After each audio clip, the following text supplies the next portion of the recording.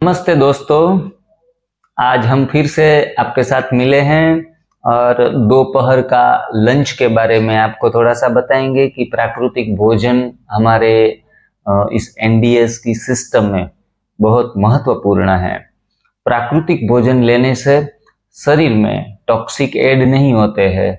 हमारा जो पोषण है शरीर का वो बहुत अच्छे तरीके से होता है और खास करके जो लोग एनडीएस अपनाते हैं उन्हों के लिए बहुत महत्वपूर्ण प्रश्न ये होता है कि दोपहर के लंच में हम क्या खाएं।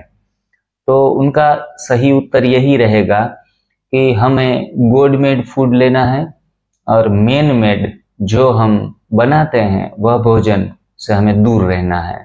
मतलब जो हम पकाकर, तलकर, भूंजकर जो भी खाते हैं या फिर बॉइल्ड करके, तो उसे हमें लेना नहीं है। नो बॉइल्ड नो ऑयल्ड है, उसको हमें अपने भोजन की जो रेसिपियां अलग अलग प्रकार की बताई गई है, रो रेसिपियां, वो हमें खुशी से, शौक से इस्तेमाल कर सकते हैं। आज जो आप वीडियो स्क्रीन पर देख रहे हैं बहुत सारी अच्छी रेसिपियां जो हमारे लंच में हैं, आप भी घर पे बना सकते हैं और इसे खाने में यूज कर सकते हैं और इनकी लिज्जत, फ्लेवर, उनका स्वाद वो सब एंजॉय कर सकते हैं। पकाए हुए भोजन में जैसे स्वाद है, ऐसे कच्चे भोजन में भी हम स्वाद ऐड कर सकते हैं और एनडीएस को आगे की जीवन यात्रा में बहुत अच्छे तरीके से ले जा सकते हैं और जिंदगी का लुत्फ उठा सकते हैं। अभी मैं आप सभी यूट्यूब व्यूअर्स को, एनडीएस फॉलोअर्स को एक महत्वपूर्ण प्रश्न पूछने जा रहा हूं।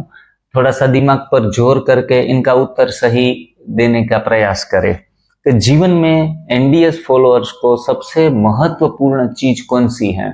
मैं आपको ऑप्शन भी दूंगा कि स्वास्थ्य प्राप्ति हेतु सबसे महत्वपूर्ण चीज कौन सी है। अपने अपने हिसाब से सोचकर बताइएगा और अगर किसी को ना आए तो कृष्णा हमें उनका सही जवाब अवश्य देंगी।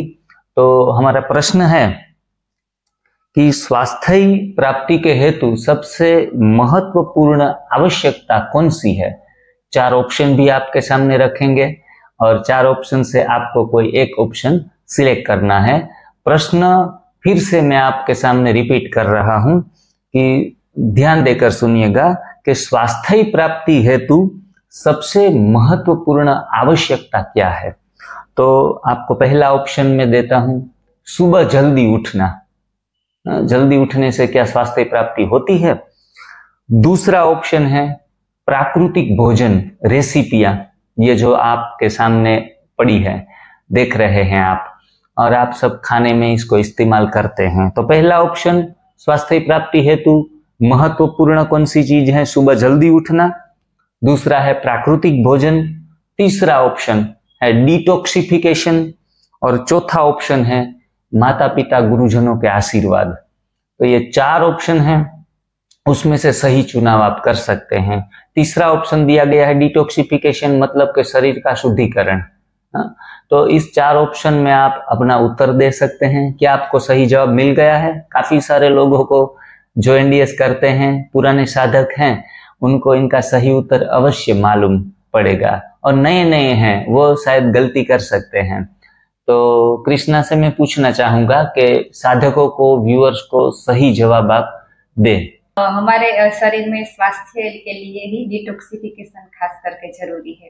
रेसिपियां जो है तो उसकी जरूरत नहीं है। खास करके हमारे शरीर में जो भी कचरा पड़ा हुआ है तो उसको निकालना पहले जरूरी है। तो खास करके हम जब न्यूट्रिएंट सिस्टम को फॉलो करते हैं तो खास करके जब हम किसी को कहते हैं तो पहले कच्चा नहीं खाना, पहले हम शुरुआत करते हैं एनीमा, मस्ट एंड फर्स्ट। तो पहले एनीमा करना होता है, तो डिटॉक्सिफिकेशन हमारे लिए जरूरी है। तो उसका जवाब हम देंगे कि डिटॉक्सिफिकेशन। तो डिटॉक्सिफिकेशन कृष्णा ये सिर्फ एनीमा से ही होता है या फिर और कोई चीज भी डिटॉक्सिफिकेशन में जरूरी है? हाँ जी, एनीमा से भी हमारे पेट की सफाई होती है, आंतों की, और हम जो ग्रीन जूस पीते हैं, जो हरी पत्तियां हैं, हाँ जी, तो उससे भी सफाई होती है।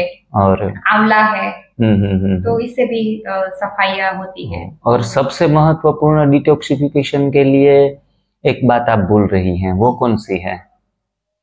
हाँ, 3 चीजें हमारे लिए महत्वपूर्ण है ना? हाँ जी, 3 पिलर्स हैं। हाँ, तो खास करके उपवास भी हमारे लिए खास जरूरी है। बराबर है। तो निर्जला फास्टिंग हम करते हैं, वो जरूरी है, एनिमा जरूरी है और हरी पत्तियां जरूरी है।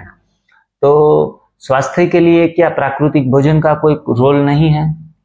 है, लेकिन जो अभी स्वस्थ है तो उनके लिए हम ये कच्चा भी है, तो उनके लिए हम दोपहर को शाम को कच्चा आहार हम ले सकते हैं। अगर बीमारियों से जूझ रहे हैं तो इसके लिए तो खास उपवास और रसाहार पे रहे तो अच्छा रहेगा। बरोबर है। काफी एक अच्छा गुड मैसेज व्यूअर्स को, फॉलोअर्स को गया है।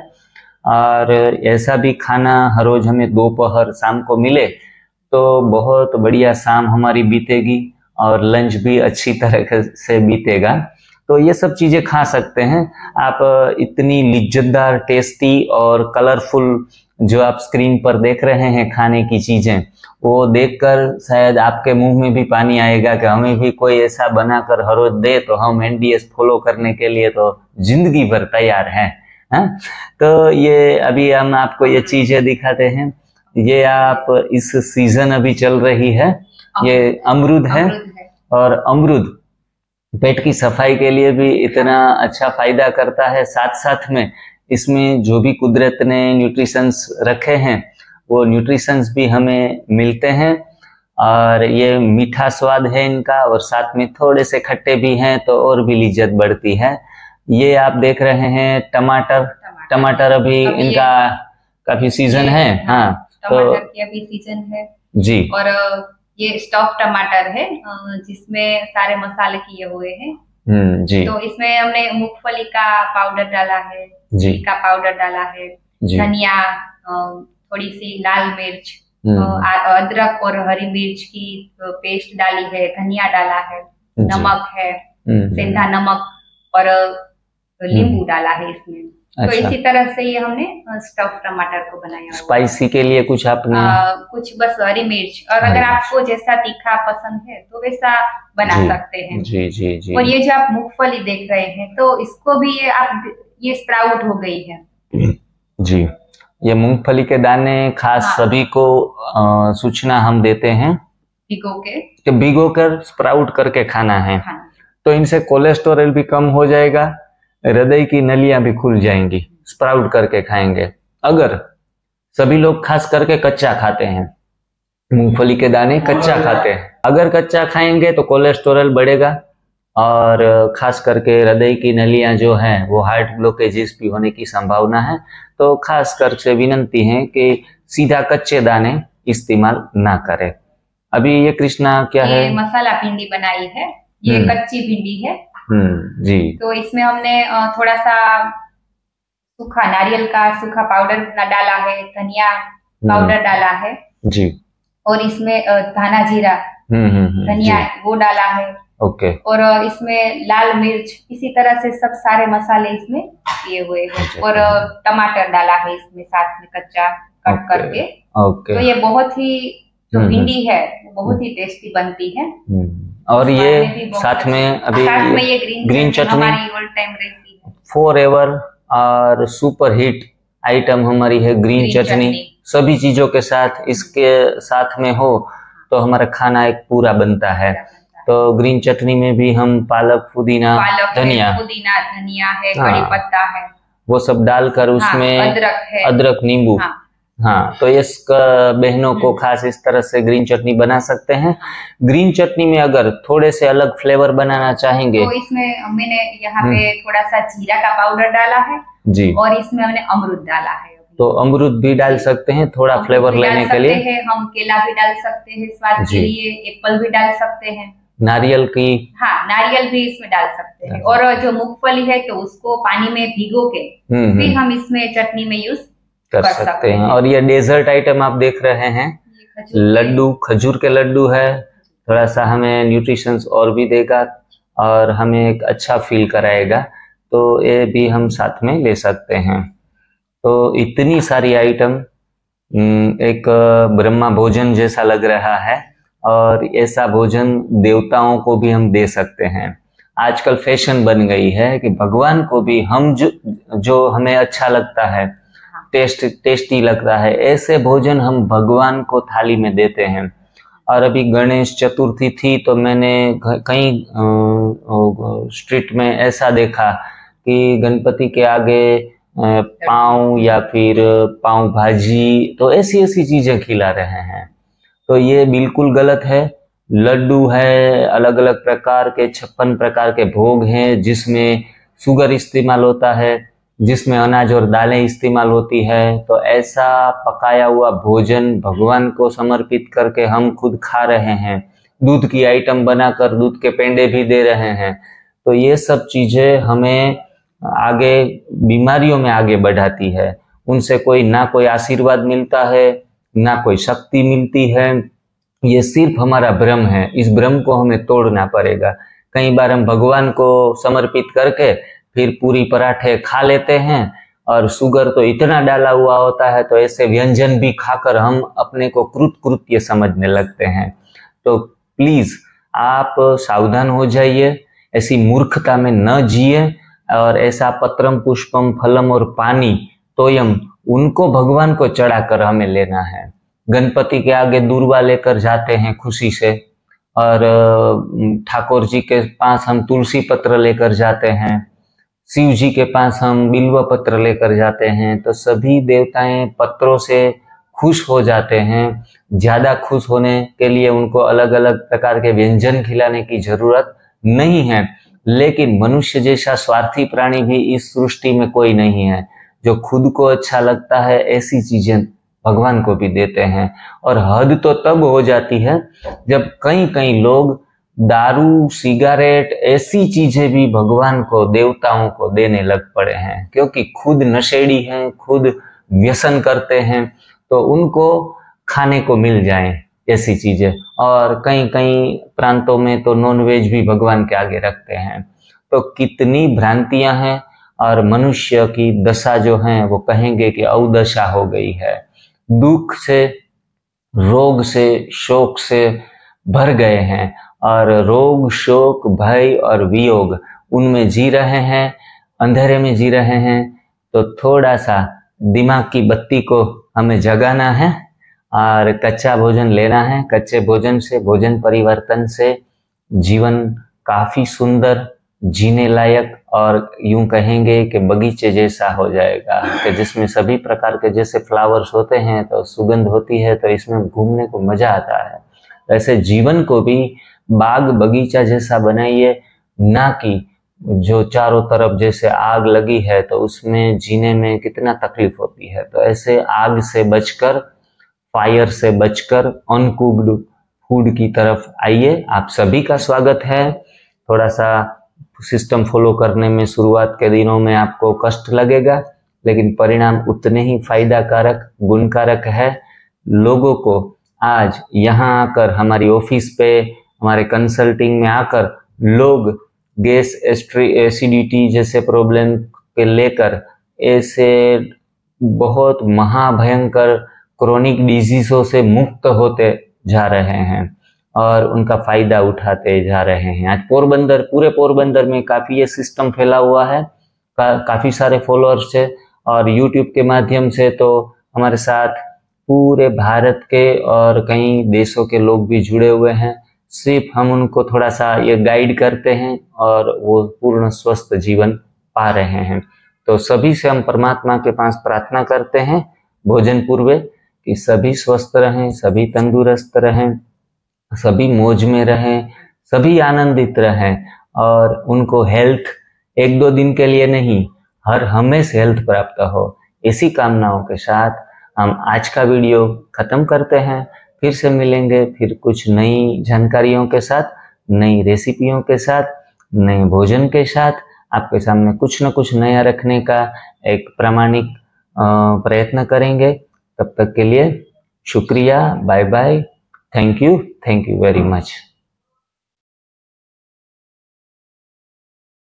रवि भाई, ये कच्चा भोजन भोजन आपको किस प्रकार से मजा आता है या फिर पके हुए भोजन की याद आती है? पका हुआ भोजन तो अभी 2 महीने से याद ही नहीं आता। ये कच्चा भोजन ही है। कच्चा भोजन ही खाने का बहुत मजा आता है। बराबर है। ये जो रेसिपियां हैं वो शायद आपको ना मिले तो भी आपको कोई दिक्कत नहीं आती। ऐसे हर एक चीज है वो डायरेक्ट पानी से धोकर आप पी लेते हैं, खा लेते हैं।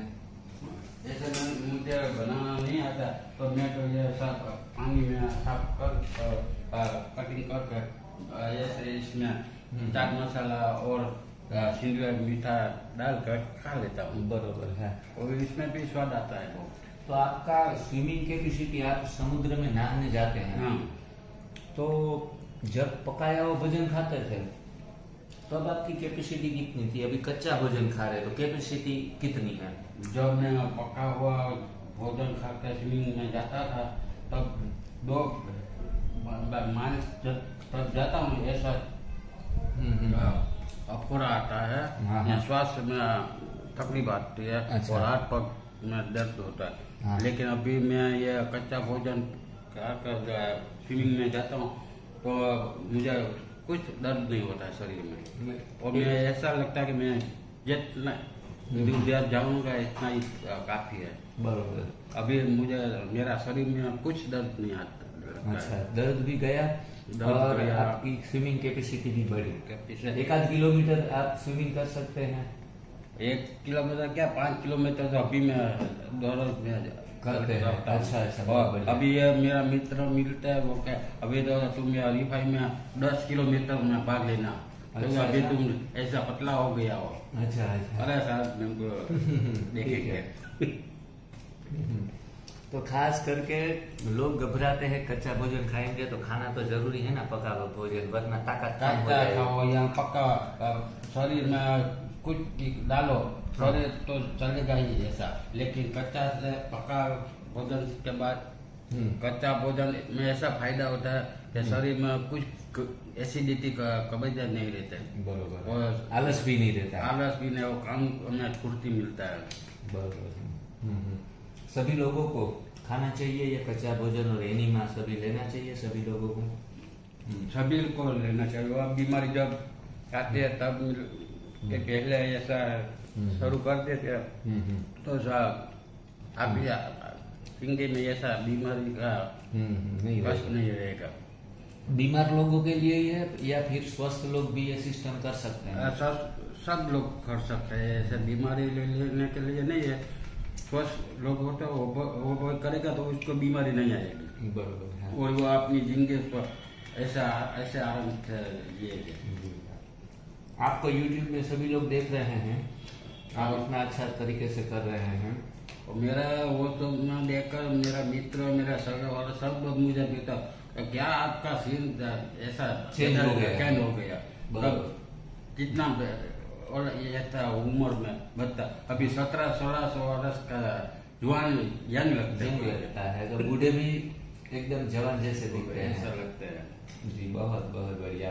आप बहुत आगे बढ़े और पूर्ण स्वास्थ्य प्राप्त करें और दूसरों के लिए एक उदाहरण मूर्त बने। ओके।